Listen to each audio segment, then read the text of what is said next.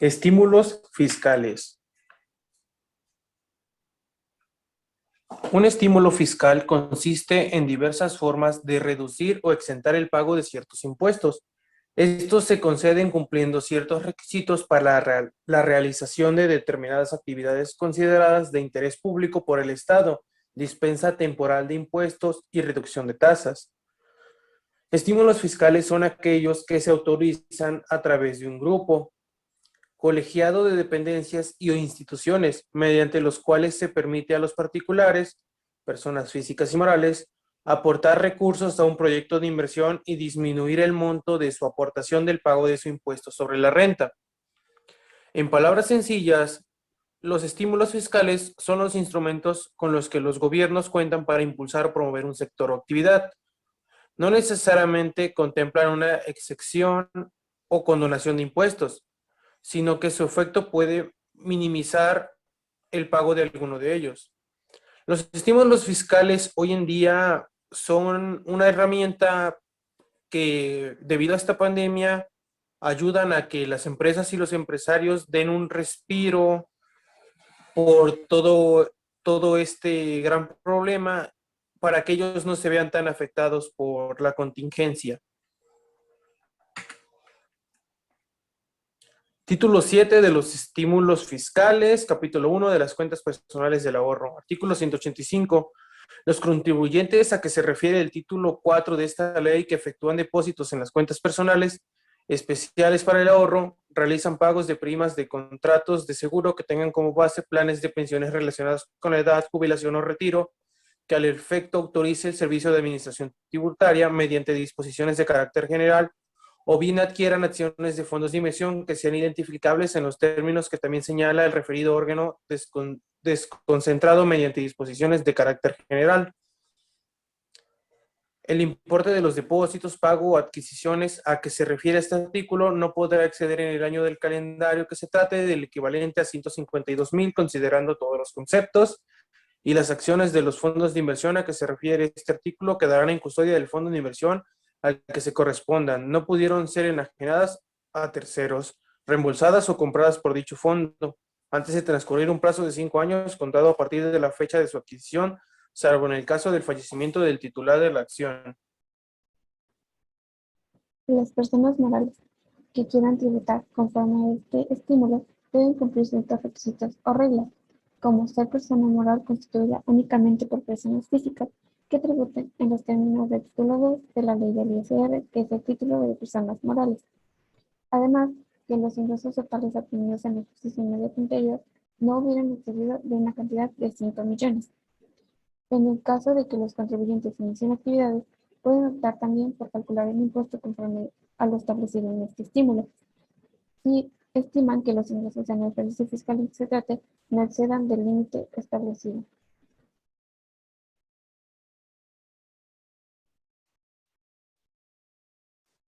Ahora existen reglas o excepciones para las personas que no pueden aplicar este estímulo, que son las personas morales, cuando uno o varios de sus socios, accionistas e integrantes participen en otras sociedades mercantiles donde tengan el control de la sociedad o de la administración, cuando sean partes relacionadas en los términos del artículo 90 de la ley del ISR. Además, los contribuyentes que realicen actividades a través de fideicomiso o asociación en participación, también los que tributan conforme al título 2 del capítulo 6, que es el régimen opcional para grupos de sociedades, y las personas morales cuyos socios accionistas integrantes ya hayan sido socios accionistas integrantes de otras sociedades de personas morales que ya hayan tributado conforme a este capítulo.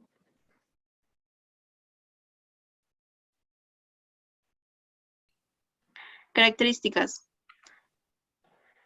Según la ley del impuesto sobre la renta, serán considerados como ingresos acumulables los siguientes: el otorgamiento de uso o goce temporal de bienes, la obtención de ingresos provenientes por contratos de arrendamiento financiero, derivados de deudas no cubiertas por los contribuyentes, así como las ganancias derivadas de transmisión de propiedades de bienes por pago en especie, los que provengan de construcciones, instalaciones o mejoras permanentes de los bienes en los inmuebles, así también como las ganancias derivadas de las enajenaciones de activos fijos, terrenos, títulos de valor, acciones, partes sociales o certificados de aportación patrimonial. Pagos que se perciban por recuperación de un crédito deducido por incobrable, cantidad que se recupere por seguros, fianzas o responsabilidades de cargo de terceros, cantidades que el contribuyente obtenga como indemnizaciones por resarcirlo de la distribución que en su productividad haya causado una muerte, accidente o enfermedad de técnicos dirigidos. Cantidades que se perciban por efectuar gastos por cuenta de terceros, intereses devengados a favor del ejercicio, ajuste anual por inflación y cantidades percibidas en efectivo, ya sea en moneda nacional o extranjera, por concepto de préstamos, aportaciones al aumento del capital, mayores a 600,000. Siguiente. Para los efectos de este artículo también se consideran dividendos o utilidades distribuidos como los siguientes. El primero son los intereses que se refieren en el artículo 85 y 123 de la Ley General de las Sociedades Mercantiles y las participaciones en las utilidades que se paguen a favor de las obligaciones u otros por sociedades mercantiles residentes en México. Los préstamos de socios o accionistas, a excepción de aquellos que reúnan los siguientes requisitos. A, que sean consecuencia normal de las operaciones de las personas morales, que se pacte un plazo menor de un año, que el interés pactado sea igual o superior a la tasa fija de la Ley de los Ingresos de la Federación y que efectivamente se cumplan con las condiciones pactadas. Siguiente.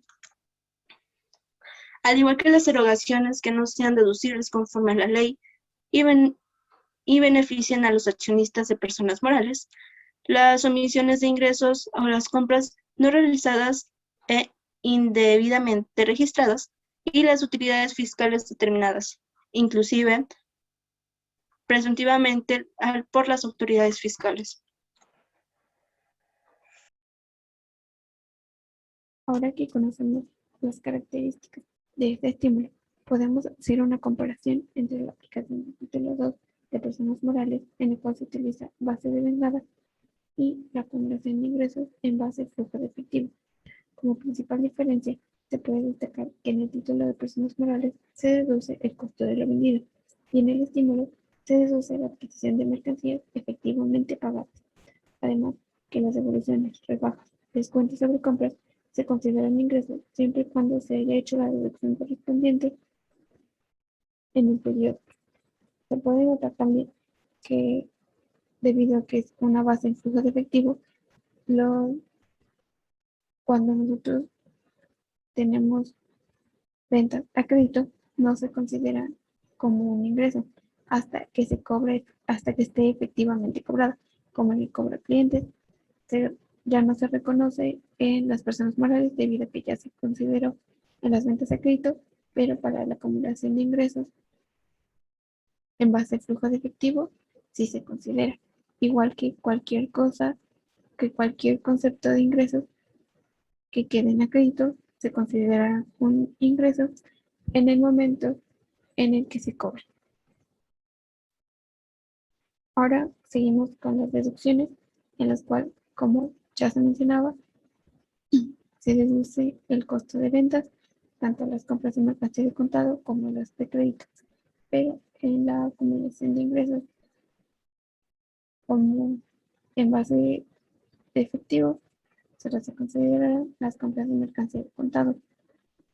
Igual aquí, si se compra a crédito, solo se considerará el pago, se considerará la compra cuando ya se haga el pago a los proveedores.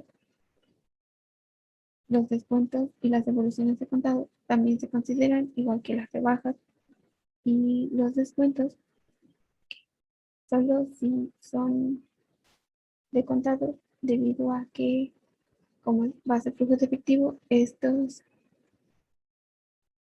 descuentos ya fueron considerados como un ingreso y por lo tanto pueden ser deducidos. Ahora continuamos con el caso práctico. Bueno, pues ahora vamos a ver cómo se hace la determinación de pagos provisionales. Para esto, vamos a remitirnos al artículo 199, el cual nos dice que los contribuyentes a que se refiere este capítulo efectuarán los pagos provisionales mensuales a cuenta del impuesto del ejercicio a más tardar el día 17 del mes inmediato posterior a aquel al que corresponda el pago, mediante declaración que presentarán ante las oficinas autorizadas. El pago provisional se determinará restando de la totalidad de los ingresos a que se refiere el título 2 de esta ley. Pues bien, aquí está el fundamento legal que nos habla en correlación al tema de los ingresos, que yo tengo que acumular los ingresos que marca el título 2 de la renta. Entonces, todo lo que nos diga el título 2 de renta que es ingreso, ese va a ser el que vamos a acumular. Pero debemos de recordar, como bien ya se mencionó, que es lo que efectivamente ya tenemos percibido, como ya lo habíamos comentado, salvo ciertos casos especiales. Entonces, nosotros aquí tomamos de enero a mayo. Lo que hicimos es sumar los ingresos cobrados del mes de enero, febrero, marzo, abril y mayo, lo que nos viene dando 656.480. Luego nos dice la ley, obtenidos en el periodo comprendido desde el inicio del ejercicio y hasta el último día del mes a que corresponde el pago. Luego, las deducciones autorizadas a que se refiere el citado título 2. Aquí están, igual, los 394.790, que vendría siendo la suma de enero, febrero, marzo, abril y mayo. Luego nos dice, correspondientes al mismo periodo y a la participación de los trabajadores en las utilidades de la empresa pagadas en el ejercicio. Aquí tenemos nuestra PTU que fue pagada en el ejercicio, la cual también la vamos a restar.